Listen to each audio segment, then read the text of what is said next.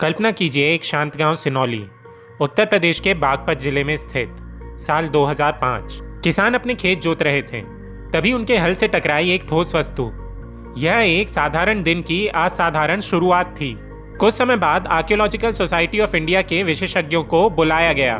Team का नेतृत्व कर रहे थे प्रसिद्ध पुरातत्वविद डॉक्टर संजय कुमार मन्हेरी। उन्हें पता नहीं था कि वे एक ऐसी खोज करने वाले हैं जो इतिहास की किताबों में सुनहरे अक्षरों में दर्ज होगी।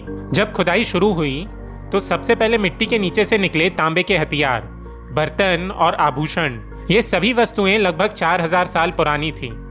लेकिन असली चौंकाने वाली चीज तब मिली जब एक चमत्कारी रथ धरती से बाहर निकला। यह रथ लकड़ी और तांबे का बना था और इसे युद्ध के लिए इस्तेमाल किया जाता था।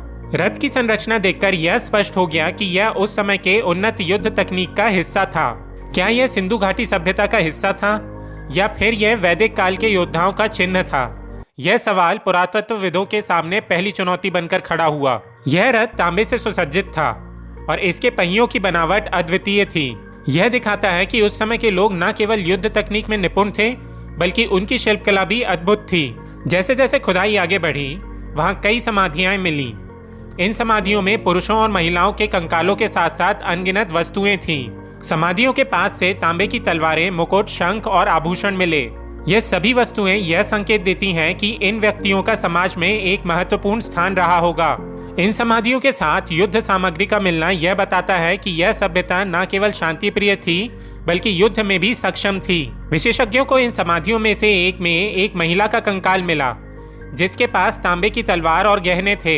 यह इस बात का प्रमाण है कि महिलाएं भी उस समय समाज में महत्वपूर्ण भूमिकाएं निभाती थीं। सिनौली में मिले अवशेषों ने यह भी दिखाया कि उस समय के लोग तकनीकी और सांस्कृतिक रूप से कितने उन्नत थे।